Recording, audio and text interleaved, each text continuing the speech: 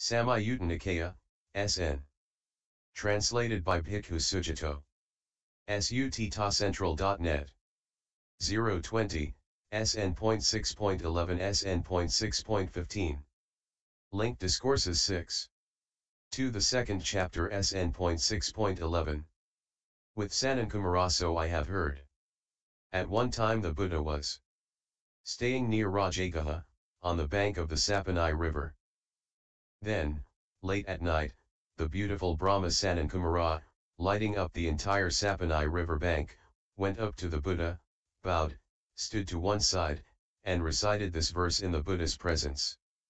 The aristocrat is best of those people who take clan as the standard. But one accomplished in knowledge and conduct is best of gods and humans. That's what Brahma Sanankumara said, and the teacher approved. Then Brahma Sanankumara, knowing that the teacher approved, bowed and respectfully circled the Buddha, keeping him on his right, before vanishing right there. SN.6.12 about Devadatta. So I have heard. At one time the Buddha was staying near Rajagaha, on the Vulture's peak mountain, not long after Devadatta had left. Then, late at night, the beautiful Brahma Sahampati, lighting up the entire Vulture's peak, went up to the Buddha, bowed, stood to one side, and recited this verse in the Buddha's presence. The banana tree is destroyed by its own fruit, as are the bamboo and the reed. Honor destroys a sinner, as pregnancy destroys a mule. SN.6.13 and At one time the Buddha was staying in the land of the Magadhans and Hakavinda. Now at that time the Buddha was meditating in the open during the dark of night, while a gentle rain drizzled down. Then, late at night, the beautiful Brahma Sahampati, lighting up the entirety of Hakavinda, went up to the Buddha, bowed, stood to one side, and recited these verses in the Buddha's presence. One should frequent secluded lodgings and practice to be released from fetters. If you don't find enjoyment there, live in the Sangha, guarded and mindful. Walking for alms from family to family, with senses guarded, alert and mindful. One should frequent secluded lodgings, free of fear, freed in the fearless. Where dreadful serpents slither, where the lightning flashes and the sky thunders in the dark of the night. There meditates a mendicant, free of goosebumps. For this has in fact been seen by me. It isn't just what the Testament says. Within a single spiritual dispensation, 1,000 are destroyers of death. And of trainees there are more than 500. And 10 times 10 tens. All are stream enterers, freed from rebirth in the animal realm. And as for other people, who I think have shared in merit, I couldn't even number them, for fear of speaking falsely. SN.6.14 about Arunavati so I have heard. At one time the Buddha was staying near Savatthi. There he addressed the mendicants, "Mendicants, Venerable Sir," they replied. The Buddha said this. Once upon a time, mendicants, there was a king named Arunava. He had a capital named Arunavati. Sika the Blessed One, the Perfected One, the fully awakened Buddha lived supported by Arunavati. Sika had a fine pair of chief disciples named Abhibhu and Samhava. Then the Buddha Sika addressed the mendicant Abhibhu, "Come, Brahmin, let's go to one of the Brahma realms until it's time for our meal." "Yes, sir," replied Abhibhu. Then, as easily as a strong person would extend or contract their arm, they vanished from Arunavati and appeared in that Brahma realm. Then the Buddha Sika addressed the mendicant Abhibhu, "Brahmin, teach the Dhamma as you feel inspired for that Brahma, his assembly, and the members of his retinue." "Yes, sir," replied Abhibhu.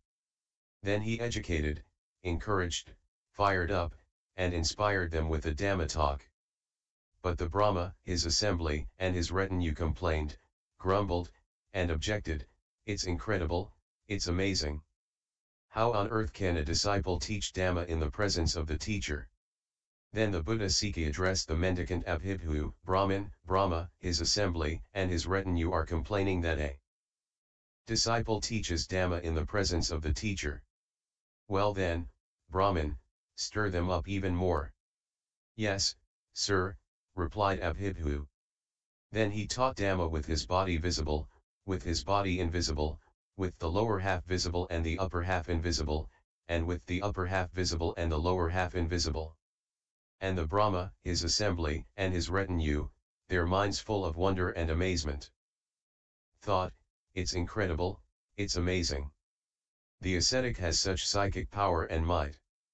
Then Abhibhu said to the Buddha Sikhi, Sir, I recall having said this in the middle of the Sangha, standing in the Brahma realm, I can make my voice heard throughout the galaxy.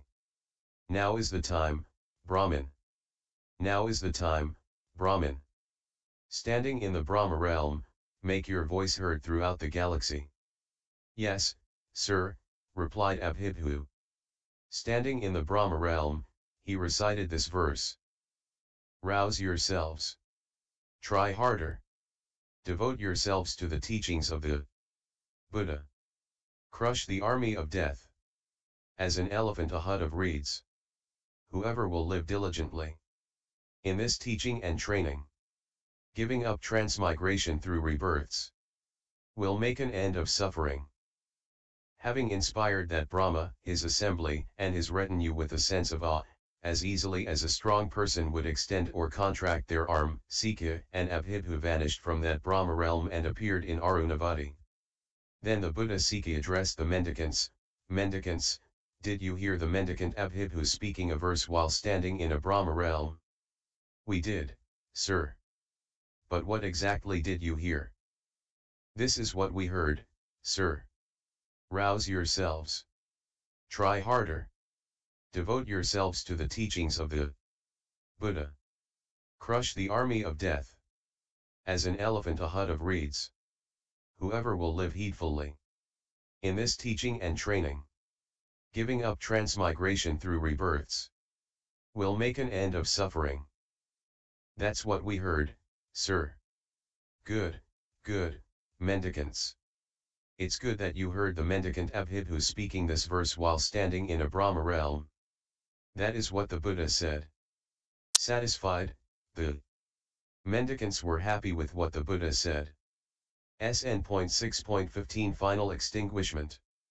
At one time the Buddha was staying between a pair of sal trees in the sal forest of the Malas at Upavatana near Kusinara at the time of his final extinguishment.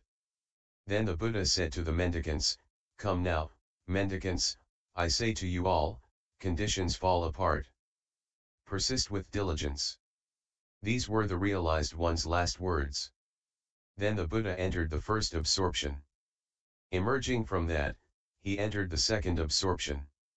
Emerging from that, he successively entered into and emerged from the third absorption, the fourth absorption, the dimension of infinite space, the dimension of infinite consciousness, the dimension of nothingness, and the dimension of neither perception nor non-perception. Then he entered the cessation of perception and feeling. Then he emerged from the cessation of perception and feeling and entered the dimension of neither perception nor non-perception.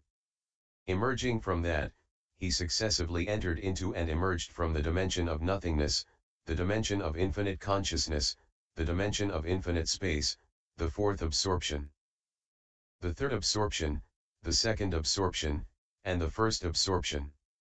Emerging from that, he successively entered into and emerged from the second absorption and the third absorption. Then he entered the fourth absorption. Emerging from that, the Buddha immediately became fully extinguished. When the Buddha became fully extinguished, along with the full extinguishment, Brahma Sahampati recited this verse. All creatures in this world must lay down this bag of bones. For even a teacher such as this, unrivaled in the world, the realized one, attained to power. The Buddha became fully extinguished. When the Buddha became fully extinguished, Sakka, Lord of Gods, recited this verse, Oh! Conditions are impermanent, their nature is to rise and fall, having arisen, they cease. Their stilling is true bliss. When the Buddha became fully extinguished, Venerable Ananda recited this verse. Then there was terror. Then they had goosebumps.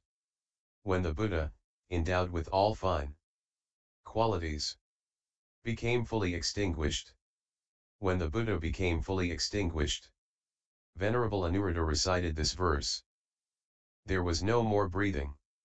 For the poised one of steady heart, imperturbable, committed to peace, the seer became fully extinguished. He put up with painful feelings without flinching. The liberation of his heart was like the extinguishing of a lamp. The linked discourses on Brahma are complete. End SN.6.11-SN.6.15